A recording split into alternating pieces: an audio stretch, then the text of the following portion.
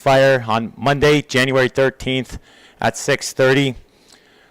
Give a brief overview of the fire situation. Fire is 23,713 acres. We're at 14% containment, and we have 5,200 personnel assigned to this fire.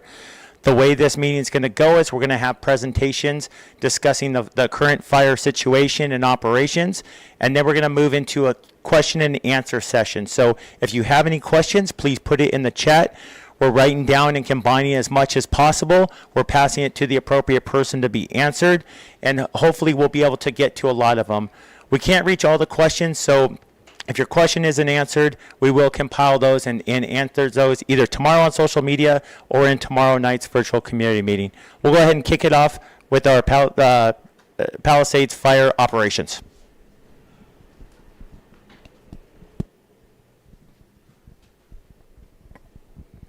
Good evening. I'm Christian Litz. This is my partner, Landon Hack. We are operations for the Palisades fire. So I'll talk about the right half of the fire. So starting at Topanga Canyon in the area of Topanga Oaks and Sylvia Parks. That edge has minimal heat source, but there's still heat interior. So resources are going along the edges. They're securing that edge, and they're going deeper and deeper and looking for those isolated heat sources that we use infrared from the airplane to pinpoint for us so ground crews can get in there. All along the edge, they're still continuing to work the edge all around the top half of the fire, coming from Dirt Mulholland down into Mulholland or Mandeville Canyon. Everything's still the same. They're securing those edges, get deeper and deeper in, looking for those isolated heat sources that have been identified. There's been minimal activity, and also that we're using a little bit of helicopters out there, and they're helping us get those heat sources cooler, so the ground source is getting in there, working it with hand tools. Coming down Mandeville Canyon into the West Ridge area where the fire has come close to those structures, we have resources all around those structures, mitigating any heat sources behind them so that we don't have any adverse effects to those structures. Coming around to Riviera where we border Santa Monica and in the Pacific Palisades, Temescal Canyon, and back over to Topanga Canyon. We have all those structures in there that there is heat and damage in there, so resources are combing that area, getting in deep, concentrating on the standing structures, make sure that there's no heat around them, that they're safe, and that there's not going to have any effect with the fires if the wind is blowing, and we're continuing to mitigate all that we can to keep the public safe. All right, good evening. We're going to continue across the Pacific Coast Highway here, coming across to Topanga Beach, Los Flores, and that oceanfront country there, up into the drainages and the canyons and the roads that go up canyon from the highway. They're still working on cooling off some of the structures that were lost and getting that stuff mopped up really good, making sure that there's no way for anything to spread when the heavier winds come in into any other structures. And some of that work includes utilizing heavy equipment, excavators and stuff, to move some stuff around so that they can get that heat taken out of that. Coming around up to where the fire met the Franklin fire, this is all still doing pretty good. It's holding. We don't have very many concerns in that portion, and that's why that line is black. Coming into Montanito, still reinforcing lines there, getting some of the hand line cut through the rocks, and then the crews are working interior to put out any heat that's next to the line to secure that edge so that in the event of the strong winds that are forecasted to come, nothing can come out of there. Coming across the top of the ridge all the way over into Fernwood, the same thing is going on with the reinforcement of the line, going after the infrared heat signatures that are interior to get as much depth as we can from the fire's edge so that none of those embers can get out into what we call the green, the unburned material, and start this fire back up or spread anymore. Thank you. Next up, our incident meteorologist. All right, good evening, everybody. Rich Thompson, incident meteorologist. Weather-wise, we're still under a red flag warning. The red flag warning is still in effect until 6 o'clock Wednesday evening. So we're going to still expect moderate to locally strong Santa Ana winds tonight through Wednesday evening. The strongest winds will likely be tomorrow morning, generally gusts anywhere from 35 to 55 miles per hour. Then a little bit weaker winds during the rest of the day, tomorrow and into Wednesday, but still pretty gusty out there. And along with those winds, you're going to have very low humidities, down in the teens, maybe even single digits by Wednesday, so very, very windy out there, very dry, and of course you still have your fuels out there that are still critically dry because of no rainfall since last April. So that's why the critical conditions are there, and the red flag warning will remain in effect. Now, by Wednesday evening, those red flag conditions should taper off, and Thursday is kind of transition day. Then Friday and Saturday, we get back to kind of that onshore sea breeze sort of pattern, get cooler temperatures, higher humidities, and so forth. So we'll get a couple of days respite from the Santa Ana winds.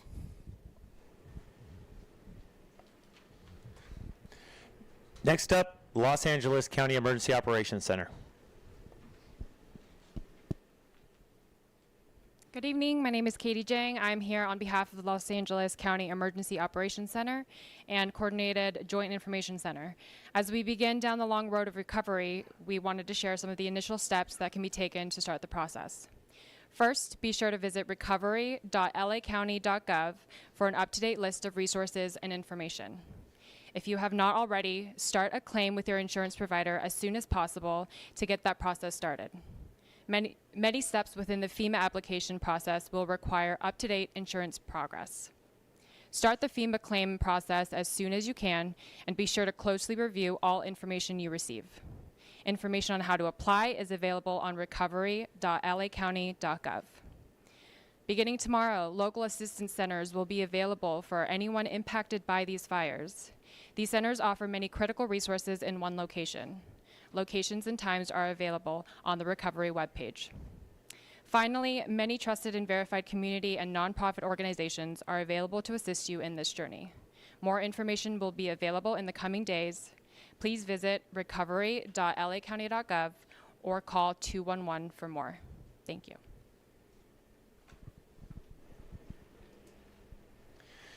Next up, Los Angeles Fire Department.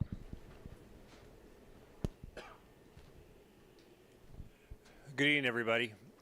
Today in the city side, let's stay with the city side right now, of Los Angeles, the Palisades area and surrounding areas, we worked really hard to extinguish the fire and then prepare for this upcoming windstorm, which kind of goes hand in hand.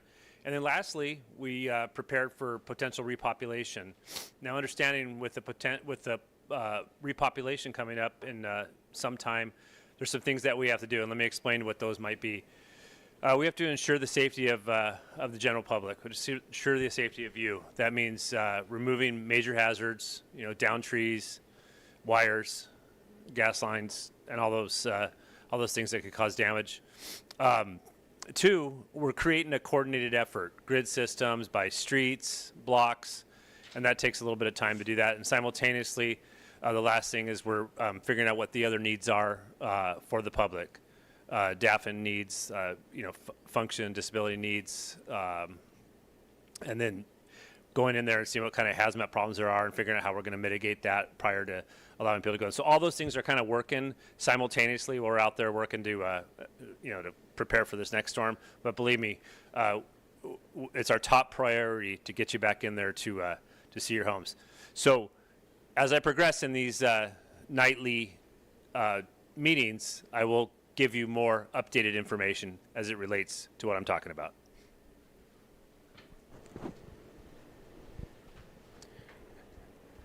Next up, LAPD. Good evening, everyone. As Chief Everett just briefed, the evacuation orders have remained in place, and we're working very closely with our fire and utilities partners to determine when we can safely reopen the evacuation area. So the mandatory evacuation orders remain in place. We have also continued to suspend our medication escorts until further notice. However, we do have some news to report to you. If you are looking for an animal that was left behind, you may call and coordinate with the LA Department of Regulation, and I will put out a number. So prepare to copy. Community members who have a missing pet that they left behind, may call to do a check at 888-452-7381. LAPD officers are performing increased patrols in the area. Over the last 24 hours, we've deployed over 600 officers over the last 24 hours. We have been supplemented by officers from LAX Airport Police, as well as California Army Reserve National Guardsmen.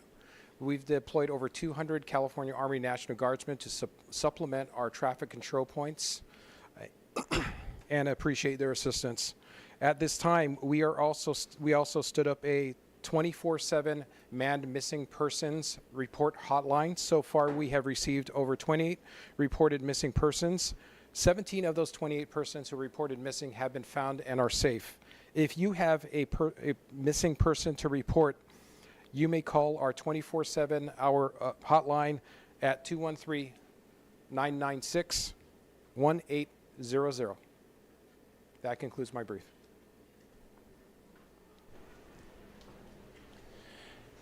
Next up, Los Angeles County Sheriffs.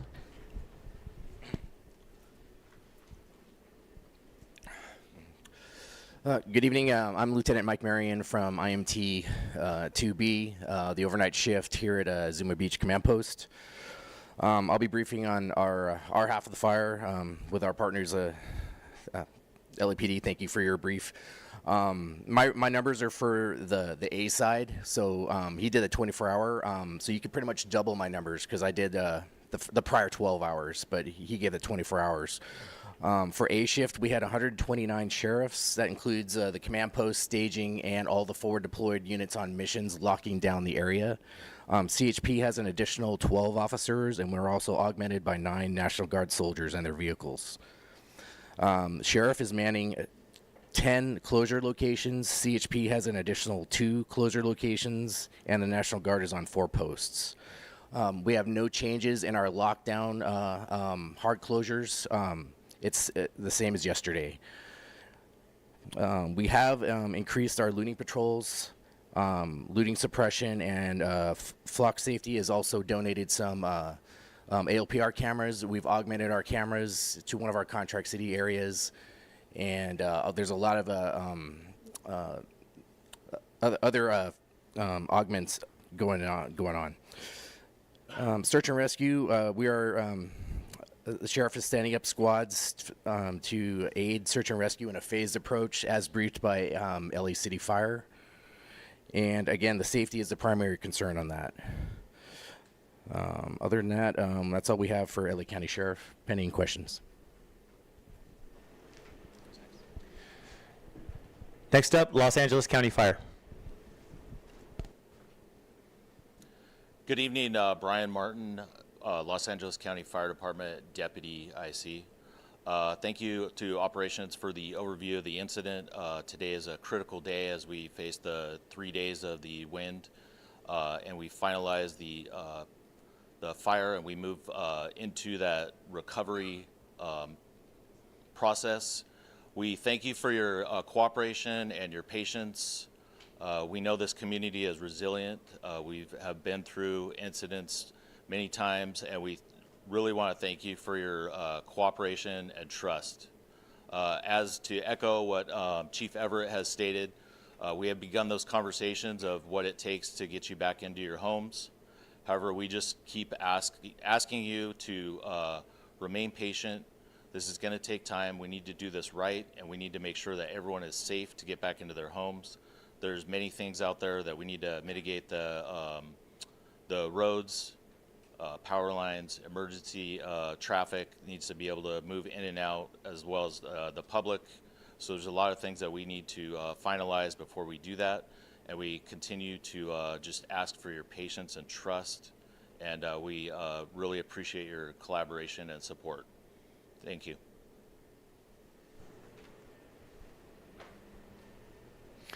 Okay, that concludes the formal presentation portion. Now we'll move into the question and answer portion. So we've been writing down questions in-house, passing it to the most appropriate person to answer it. And again, we're going to do our best to answer as many as possible. If we don't get to your question, though, please know that we're going to work hard to get you that answer either through social media or through tomorrow night's meeting.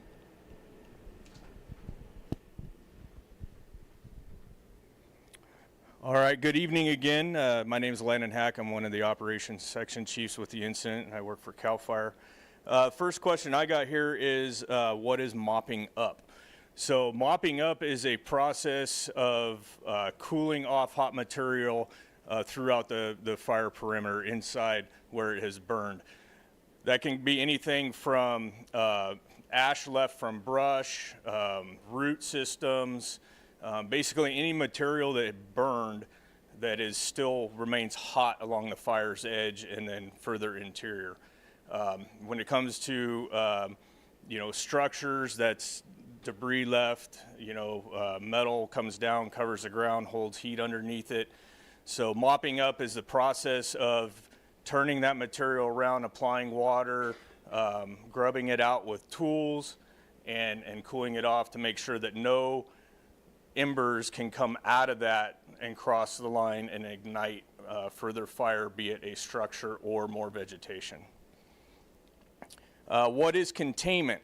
So containment for us, we put on here, we utilize the black line to represent that on the map. And that is area that we have very, very, very high confidence that all the mop-up has been done and there is extremely to no potential for the fire to come out of that area again. And then it's usually represented in a percentage when it's talked about. Another one is what is handline construction. So handline construction is, we use hand crews for that, for the most part. Engine companies also do handline construction when need be, but they're the ones that are carrying the hose and the water, so that's typically the work that they do. But handline construction is a process utilizing hand tools. Some tools cut, some tools grub, and some tools basically rake in conjunction with chainsaws that cut the brush and materials of trees and that kind of stuff. And it's a process of taking the unburned material down to bare dirt on the fire's edge so that the fire has no material to burn anymore. So it stops the fire. Fire cannot progress without the material to burn. Next one is anyone sifting through our rubble? Sifting in a sense of looking for belongings or material, no. What we do is that process that I just explained in and around structures to remove the heat. So as we get further down the road in this, you will probably hear us refer to making things safe, make safe. A part of that process is making sure that when people can come back in and they're in and around structures to get through that material and look for things that there is no heat in there, so nobody steps in to a hot ash pit, nobody gets burned, and also obviously the fire doesn't come up out of there.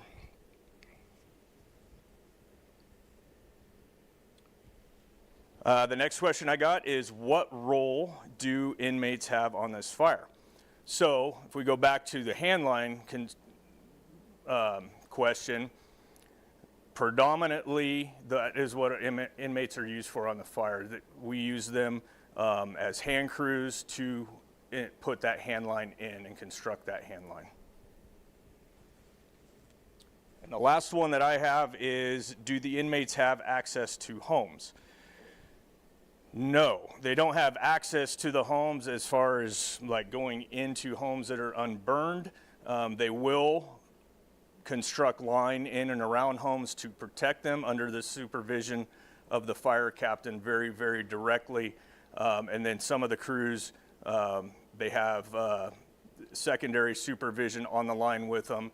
And then their correctional officers are typically just outside of the fire area, so that if there's any concerns there, those guys are close. Okay, thank you. So these group of questions all asking the same thing. What is the threat to these communities and what is being done in the communities of Encino Hill, Mountain Gate, Brentwood, and Sawtell?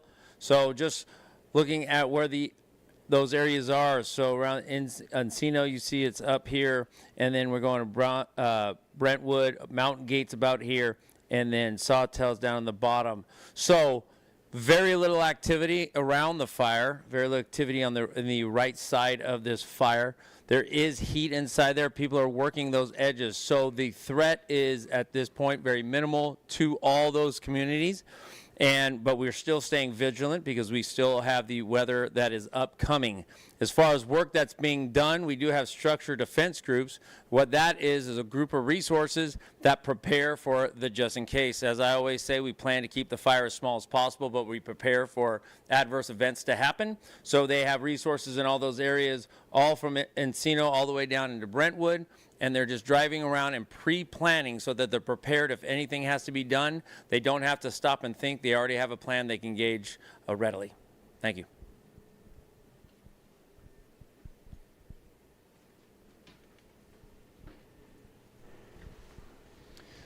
Okay, that concludes our question and answer portion. Thank you so much for joining us. And remember, these are a nightly occurrence. So please join us again tomorrow night at